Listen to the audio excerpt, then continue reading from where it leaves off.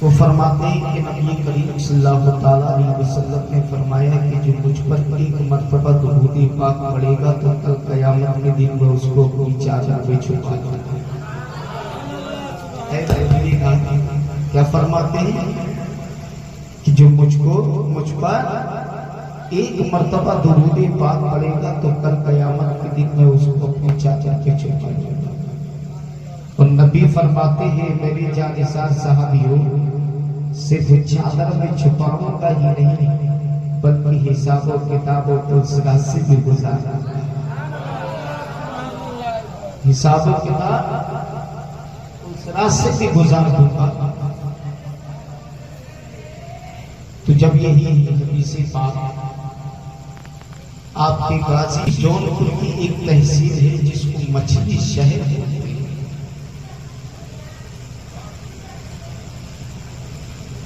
تو اسی درود پاک کے میٹر پر گفتگو ہو رہی تھی۔ میں نے کہا جو میرے نبی پر ایک مرتبہ درود پاک پڑے گا تو کل قیامت کے دن میری نبی اس کو اپنی چادر پہ چھپا دیں گے۔ تو فٹ سے بیچ مجمع میں سے بیچ محفل میں سے ایک نوجوان کھڑا ہو گیا، بولے مولانا چپ چاپ رہیے۔ میں نے کہا ظالم کیا ہوا؟ کہا ابھی تم کو معلوم نہیں ہے یہ جونپور کی سرزمین ہے، جونپور کی سرزمین، یہاں پر ہزاروں لوگ عاشق رسول پائے جاتے ہیں، تم بول رہے ہو جو تیرے پیغمبر پر ایک مرتبہ درود پاک پڑے گا تو تیرے نبی اس کو اپنی چادر میں چھپا لیں گے۔ پہلے اپنے پیغمبر کی چادر کی وسعت بتا، تمام بات میں بتائیں گے۔ اور نہ جانے اس دنیا کے اندر کتنے لاکھ لوگ ہیں تیرے پیغمبر پر درود پاک پڑھ رہے ہیں، اور نہ جانے قیامت تک کتنے ارب کتنے خرب لوگ ہیں جو تیرے پیغمبر پر درود پاک پڑھ رہے ہیں، اور نہ جانے قیامت تک پڑھتے رہیں گے۔ کتنی بڑی چادر ہے تیرے پیغمبر کی، کتنا بڑا دسالہ ہے تیرے پیغمبر کا۔ پہلے اپنے پیغمبر کی چادر کی وسعت بتا، تب ہم بعد میں بتائیں گے کہ تیرے پیغمبر اس کو اپنی چادر میں چھپا لیں گے۔ میں نے کہا ظالم اپنی زبان بند رکھنا، میرے پیغمبر کی چادر کو بعد میں نہ اپنا بھجا کا پیارا نہ بولے کہ جب میرا خواجہ غلام نبی ہوگا ننھے سے کٹورے میں پورے انا ساگر کو سمیٹ سکتا ہے، جو سردار کائنات ہو پوری امت کو کیوں نہیں؟ سبحان اللہ سبحان اللہ، امت کو کیوں نہیں سمیٹ سکتا؟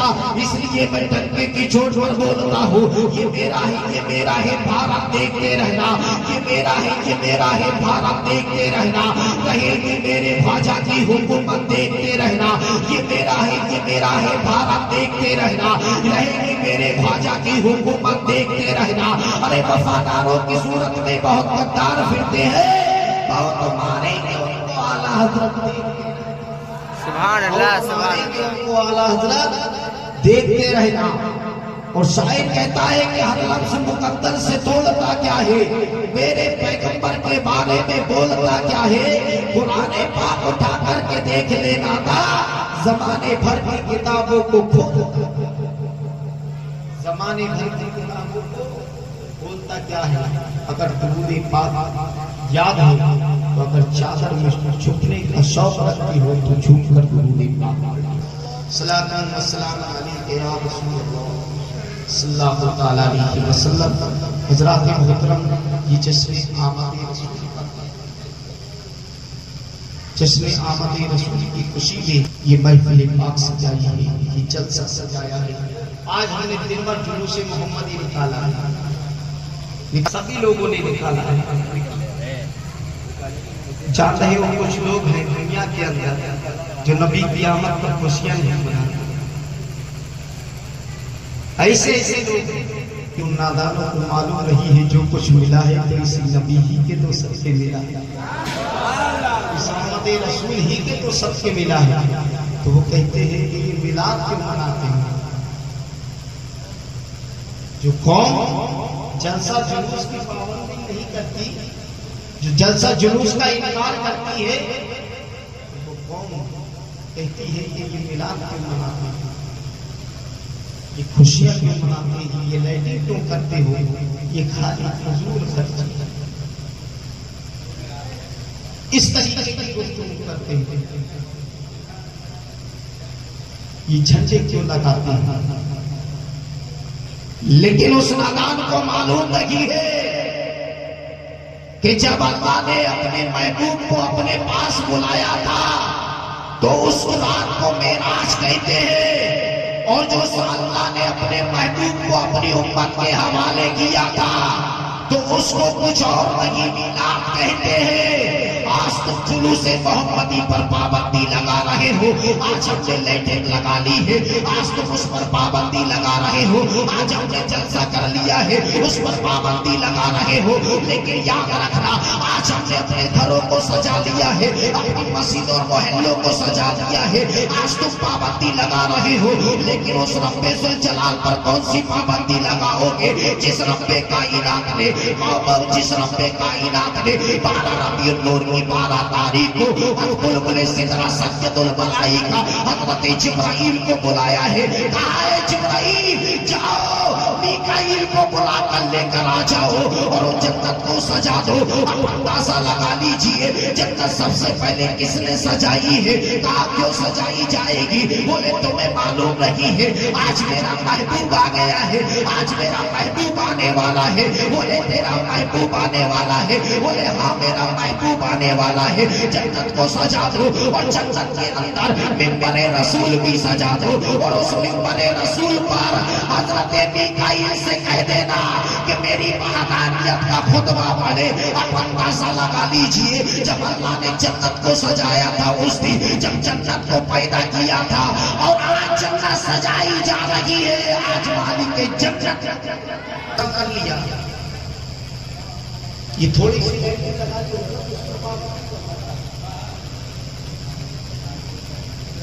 لیکن اس جبرائیل سے کیا کہو گے؟ اس رب کائنات سے کیا کہو گے؟ کہا ہے جبرائیل تمام فرشتوں کے جھرمٹ کو لے لو، آج میرے محبوب کی آمد ہونے والی ہے، سیدہ آمنہ کے گھر پر چلے جاؤ اور مبارک دیتے جاؤ۔ جب حضرت جبرائیل چلنے لگے ہیں تو پروردگار عالم نے روک دیا، اے جبرائیل ذرا ٹھہرو، اے جبرائیل ذرا ٹھہرو، تم جب بھی میری بارگاہ سے اگر کسی کے پاس جاتے تھے تو میرا پیغام لے کر جاتے تھے، میری وحی لے کر جاتے تھے، آج تم میری بارگاہ سے جا رہے ہو تو وحی لے کر جاؤ، وحی لے کر نہیں جا رہے ہو بلکہ محبوب کی خوشی میں مبارکباد دینے کے لیے جا رہے ہو، تم نہنگا نہیں جاؤ گے بلکہ تمام فرشتوں کو ایک ساتھ میں لے کر جاؤ گے۔ آج تم نے جلوس نکالا ہے، یہ سنی کیوں جلوس نکال رہے ہیں، لیکن یاد رکھنا اس وقت اس جبرائیل پہ کون سی پابندی لگاؤ گے؟ جی جبرائیل نے رسول کی آمد کی خوشی میں رب کائنات کے حکم سے حضرت جبرائیل نے جو جلوس نکالا ہے، کہا ایک ساتھ الگ الگ نہیں جانا ہے بلکہ جماعت در جماعت جانا ہے۔ یعنی در جماعت کا مطلب جانتے ہو، یعنی جلوس کی شکل میں تمہیں جانا ہوگا، خاموشی سے نہیں جانا ہوگا بلکہ میرے محبوب کے نغمے علاوہ کرتے ہوئے جانا ہوگا۔ آج ہم نعرہ لگا لیتے ہیں تو ان نزدیوں کے پیٹ میں درد ہونے لگتا ہے کہ موجب یہ سنی کیسا سنی ہے، یا رسول اللہ کے نغمے علاوہ کرتا ہے، لیکن نادان کو معلوم نہیں ہے کہ یہ یا رسول اللہ کا نعرہ کسی بریلی کے امام احمد رضا نے نہیں لگایا ہے۔ اگر سب سے پہلے اگر یہ یا رسول اللہ کا نعرہ لگایا ہے تو بریلی کے امام احمد رضا نے نہیں بلکہ بلبل سدرہ سید الملائکہ حضرت جبرائیل نے۔ سبحان اللہ سبحان اللہ۔ جب فرشتوں کی جماعت کو لے کر چلے ہیں، جلوس کی شکل میں چلے ہیں، وہ جلوس کی شکل میں چلے ہیں تو حضرت جبرائیل نے تمام فرشتوں کو کہا ہے اہلاً و سہلاً مرحبا کا نعرہ لگاتے جانا، اہلاً و سہلاً مرحبا کا نعرہ لگاتے جانا۔ اب اندازہ لگا لیجئے اہلاً و سہلاً کیا ہے جو آج ہم ہندوستان کے اندر کہتے ہیں، سرکار کی آمد مرحبا، مکی کی آمد مرحبا، مدنی کی آمد مرحبا، یہ نعرہ ہم نے نہیں لگایا ہے بلکہ بلبل سدرہ جبرائیل امین۔ سبحان اللہ سبحان اللہ۔ سب سے پہلے نعرہ سرکار کی آمد کا کس نے لگایا؟ حضرت جبرائیل نے لگایا. آج ہم پابندی لگاتے ہیں کہ جلوس نہیں نکالنا چاہیے، یہ جھنڈے نہیں لگانا چاہیے. تو حضرت جبرائیل کو بھی 3 جھنڈے دیے تھے. کتنے؟ 3 جھنڈے. اور حکم دیا ایک جھنڈا کعبۃ اللہ پر لگا دینا اور ایک جھنڈا پورب میں، ایک جھنڈا پچھم پہ گاڑ دینا. جب حضرت جبرائیل ہے جلوس کی شکل میں جا رہے ہیں، لیکن حضرت جبرائیل نے ہر فرشتوں کے ہاتھ میں ایک جھنڈا دے دیا ہے، ایک شمع دے دی ہے، ایک چراغ دے دیا ہے، ایک روشنی دے دی ہے. جب حضرت جبرائیل نے تمام فرشتوں کے ہاتھ میں ایک جھنڈا دے دیا ہے، جبرائیل جھنڈا کو سمجھ میں آ رہا ہے، میرا محبوب آ رہا ہے. جھنڈا تو سمجھ میں آ رہا ہے، طٰہٰ یاسین آ رہا ہے. جھنڈا تو سمجھ میں آ رہا ہے، غریبوں کا مسیح آ رہا ہے. جھنڈا تو سمجھ میں آ رہا ہے، بیواؤں کا سہارا آ رہا ہے. جھنڈا تو سمجھ میں آ رہا ہے، یتیموں کا سہارا آ رہا ہے. جھنڈا تو سمجھ میں آ رہا ہے، خانہ کعبے کو پاک کرنے والا آ رہا ہے. لیکن اے جبرائیل، یہ ہر فرشتوں کے ہاتھ میں شمع کیسی ہے، ہر فرشتوں کے ہاتھ میں چراغ کیسا ہے، ہر فرشتوں کے ہاتھ میں روشنی کیسی ہے. تو حضرت جبرائیل کہتے ہیں اے پروردگار عالم، آج تیرے محبوب کی آمد ہونے والی ہے، اس کی خوشی سے ہم چراغا کرنا چاہتے ہیں، روشنی کرنا چاہتے ہیں. تو رب کائنات نے فرمایا اے جبرائیل، ان ساری شمعوں کو بجھا دو. میرا محبوب اس دھرتی پر آ رہا ہے، میں نے اس کے چہرے پر 70 نقاب ڈالے ہیں. اگر ایک نقاب بھی اٹھا دے گا تو پوری دنیا کو روشن کر دے گا. تو اس سمے کیا حال ہے دنیا کا؟ دنیا کا حال کیسا؟ ایک دم چھکا چھک ہے یا نہیں؟ اب اندازہ لگا. اب جھنڈے اور انہیں روشنی کرنا کس کی سنت ہے؟ فرشتوں کی سنت. روشنی کیوں کی جاتی ہے اس رات میں؟ آج کی رات میں روشنی کیوں کی جاتی ہے؟ کبھی آپ راتیں تو بہت آتی ہیں، لیکن یہ 12 ربیع الاول کی رات میں روشنی تم کو معلوم رہی ہے کہ اس رات کو اور راتوں سے فضیلت بخشی جاتی ہے. اس رات کو اور راتوں سے الگ کیا جاتا ہے تاکہ سمجھ میں آ جائے یہ اور راتوں کی طرح رات نہیں ہے، آنے والا ہے کہ جس کے صدقے سے رب کائنات نے پوری کونین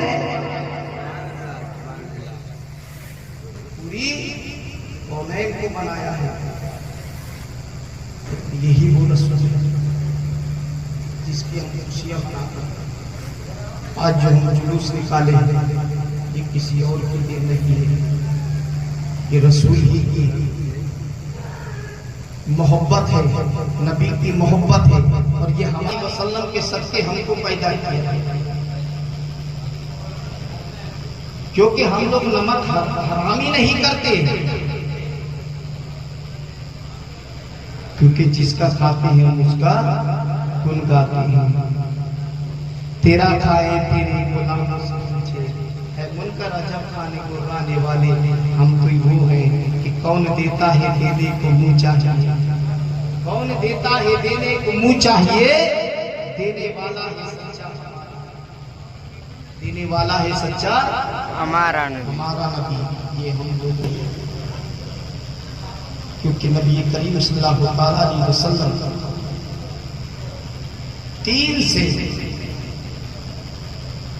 3 یا 2.5 مہینہ جو زندگی گزاری ہے تو سیدہ آمنہ کے پاس گزاری ہے. کتنی؟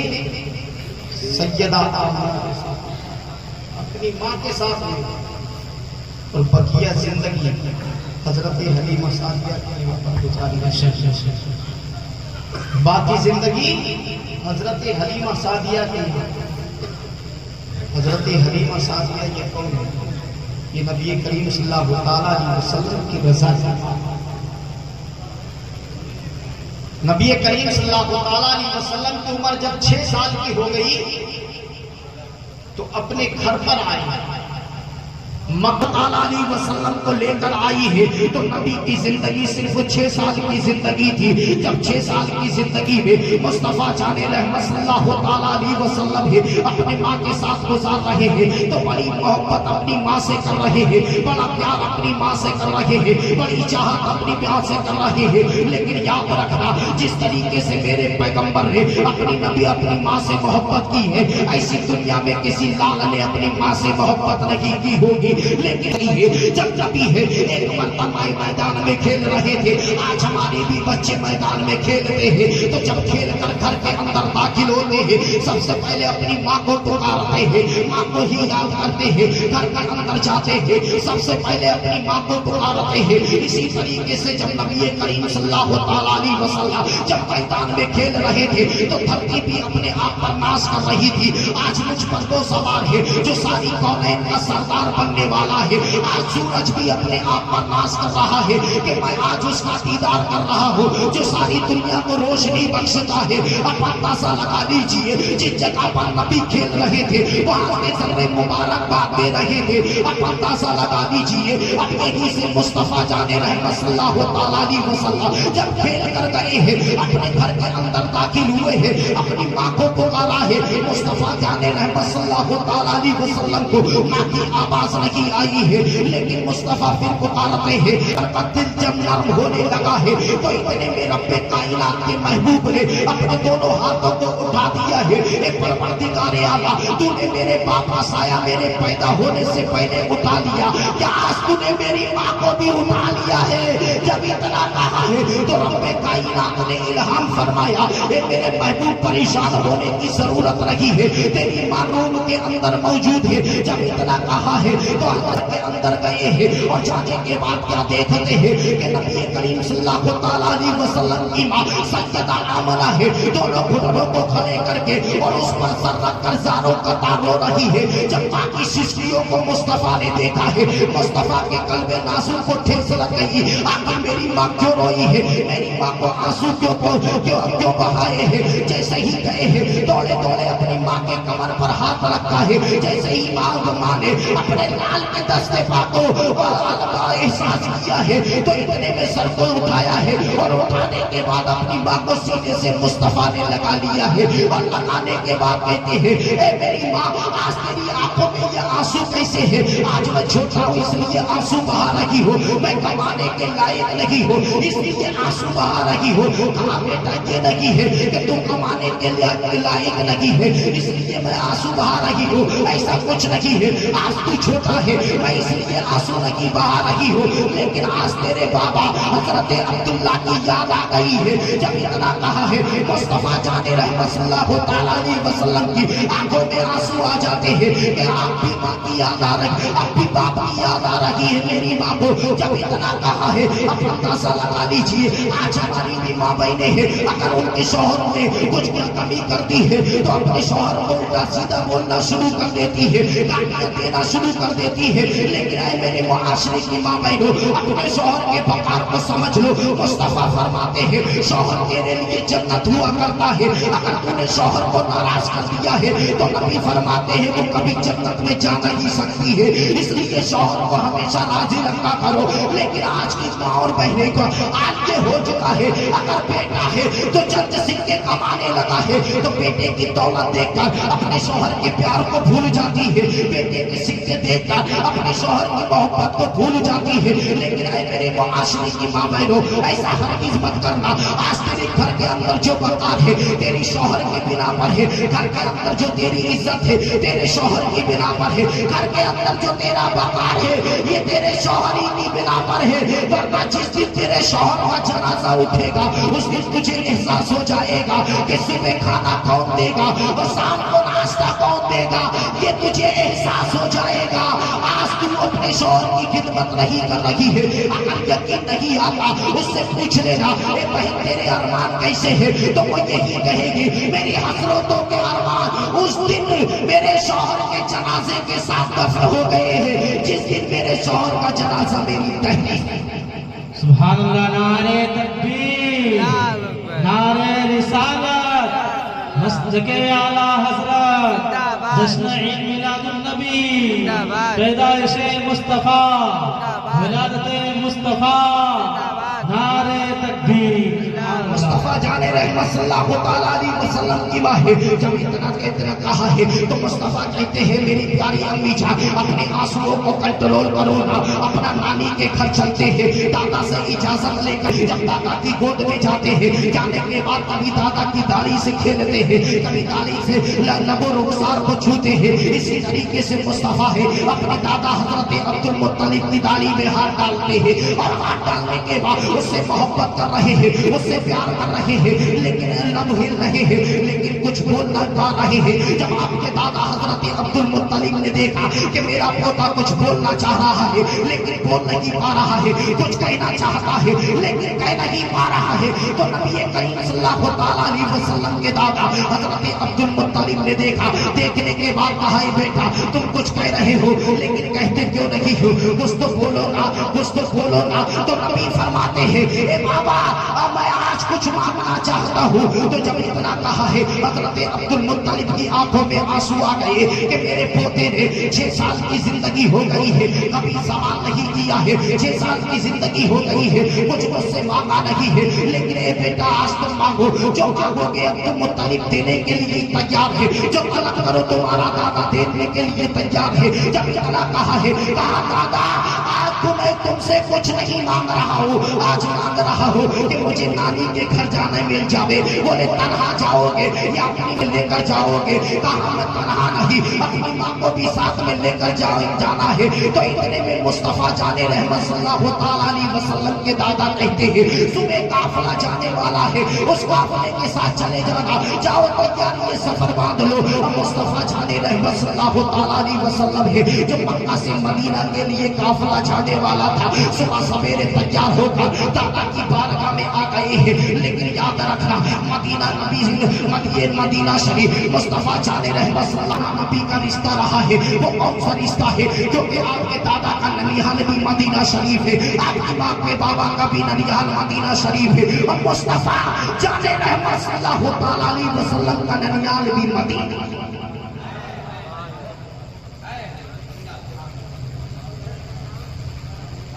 مصطفیٰ جان رحمت صلی اللہ تعالیٰ علیہ وسلم کا ننیہال بھی مدینہ شریف ہے۔ مصطفیٰ نے تیاری یہ سفر باندھ لیا ہے، آپ کی امی بھی آ گئی ہے، سیدہ آمنہ بھی آ گئی ہے۔ جب مصطفیٰ جان رحمت صلی اللہ تعالیٰ علیہ وسلم چلنے لگے تو آپ کے دادا حضرت عبد المطلب نے کہا یہ میرے کچھ امانت ہے، اس کو میں آپ کے حوالے کر رہا ہوں۔ بولے کیا ہے؟ بولے ام ایمن کو آواز دی ہے، حضرت ام ایمن دوڑ کر آئی ہے۔ تو آنے کے بعد کہا یہ ام ایمن ہے، یہ میں تم کو دے رہا ہوں، اپنی ماں سیدہ آمنہ سے کہنا کہ اگر کوئی کام کی ضرورت پڑے اس سے نکال لینا، لیکن خود کرنے کی کوئی ضرورت نہیں ہے۔ حضرت ام ایمن کو ساتھ میں لیا ہے، سامان کو اٹھایا ہے، قافلے کے ساتھ ہو لیے ہیں، قافلہ بھی ناز کر رہا ہے ہمارے ساتھ کوئی اور نہیں ہے، شہنشاہ کائنات کا شہنشاہ بننے والا محمد رسول اللہ ہمارے ساتھ چل رہا ہے۔ کیونکہ دنیا نے دیکھا ہے جب یہ 12 ربیع النور کو پیدا ہوئے تھے تو کہے سالی کا دور تھا،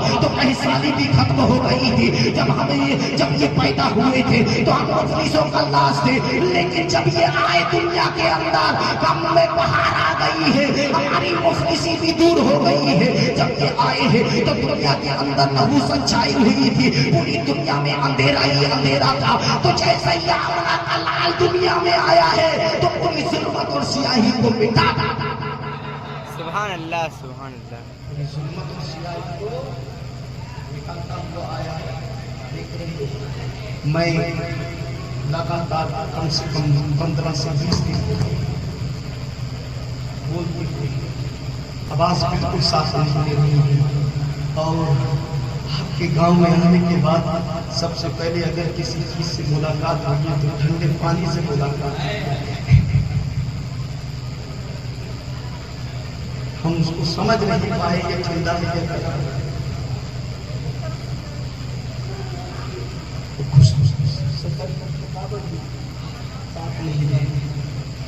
200 کلومیٹر دوری سے سفر کر کے میں آیا الہ آباد پھولپور سے، الہ آباد پھولپور سے چل کر آیا۔ اب آپ اندازہ لگا لیجئے، کیونکہ مجھے بھی آپ لوگوں کو احساس ہے جو آپ کا کام ادھورا رہ گیا ہے. نعت خوانی بھی ہو گئی ہے، تقریر خوانی بھی ہو گئی ہے، لے دے کے بچیے فاتحہ خوانی وہ بھی ہو جائے گی، پھر اس کے بعد کھانا کھانی ہی رہ جائے گی. ہے اب تو بول دو سبحان اللہ، بریانی کے نام سے بول دو. بریانی کے نام سے تو جلدی ہی بولو گے، نبی کے نام سے بول کر بتاؤ سبحان اللہ یا رسول اللہ. کیونکہ نبی کریم صلی اللہ تعالیٰ علیہ وسلم جب مدینہ شریف پہنچے ہیں مکہ سے تو آپ نے 1 مہینہ 10 دن جب 1 مہینہ 10 دن زندگی آپ کی ہے اپنے ماں کے ساتھ گزاری. لیکن یاد رکھنا مصطفیٰ جو نبی کریم صلی اللہ علیہ وسلم نے جو ڈیڑھ مہینے کا سفر اپنی ماں کے ساتھ میں کیا ہے، تو یہ سفر بیان کر کے مصطفیٰ آج بھی روتے تھے اپنے صحابہ کرام سے، اور کہتے تھے وہ جگہ ہے جس جگہ پر میری ماں نے قیام کیا. اور آج ہم اسی ڈانٹنے کی تو دور کی بات، بلند آواز سے بولنے کی دور کی بات. سرکار امام احمد رضا خان فاضل بریلوی فتویٰ رضویہ کے اندر ارشاد فرماتے ہیں کہ جب اپنے ماں باپ کی بارگاہ میں جایا کرو، ایک آقا کی بارگاہ میں غلام گفتگو کرتا ہے. غلام جب آقا کی بارگاہ میں جاتا ہے تو اپنی نگاہیں جھکا کر جاتا ہے، بات کرتا ہے تو پہلے اس بات کی اجازت طلب کرتا ہے. اور آج ہم کیا کر رہے ہیں کہ جس جگہ پر باپ بیٹھا ہوا ہے اس جگہ پر ہم بیٹھ رہے ہیں. مصطفیٰ فرماتے ہیں اولاد کی جگہ ماں کے بغل میں نہیں ہوتی ہے بلکہ ماں کی چدروں پہ ہوتی ہے. کہاں ہوتی ہے؟ ماں کے قدموں میں ہوتی ہے، کیونکہ تیری جنت ماں کے بغل میں نہیں ہے، ماں کے تیری جنت ماں کے قدموں تلی ہے. لیکن وقت نہیں ہے کچھ گفتگو کرنا. قرآن میں رب کائنات وما ارسلناک الا رحمۃ للعالمین، یعنی پروردگار عالم ارشاد فرماتا ہے میری محبوب میں نے آپ کو ساری جہان کے لیے رحمت بنا کر بھیجا. وہ رسول ایسا نہیں ہے کہ مکہ میں پیدا ہوا تو مکہ والوں کے لیے رحمت بن کر آئے ہوئے. مدینے میں آپ نے زندگی گزاری ہے تو مدینے والوں کے لیے رحمت بن کر آئے ہوئے. کہ اور مدینے میں رہ کر تمام صحابہ کرام نے مصطفیٰ کو دیکھا اور مصطفیٰ کے ہاتھوں پر بیعت لی اور مصطفیٰ جان رحمت صلی اللہ تعالیٰ علیہ وسلم کی کردار پر عمل کیا. تو اس بنا پر صحابہ کرام ہی کے لیے رحمت نہیں بلکہ کل کائنات کے لیے رحمت بن کر آئے ہیں. ایسا نہیں ہے کہ ملک عرب ہی کے لیے ہے بلکہ پورے عجم کے لیے ہے. اس لیے اس اعتراض کو بند کرنے کے لیے رب کائنات نے ارشاد فرمایا ہے کہ وما ارسلناک الا رحمۃ للعالمین، اے محبوب میں نے آپ کو سارے جہان کے لیے رحمت بنا کر بھیجا ہے. پروردگار عالم سے دعا ہے کہ پروردگار عالم آپ نے جو محنتیں کی ہے، مشقتیں کی ہے اور آپ نے اس میں حصہ لیا ہے اور اپنے وقت کو بھی قربان کیا ہے، پروردگار عالم سب کی قربانی کو اپنی بارگاہ میں قبول عطا فرمائے، سب کو اس کا عذر نصیب عطا فرمائے. اس ماہ نور کے مبارک مہینے کے فیض و برکات سے ہم سب کو معمور عطا فرمائے. استغفر اللہ ربی من کل ذنب واتوب الیہ. السلام علیکم.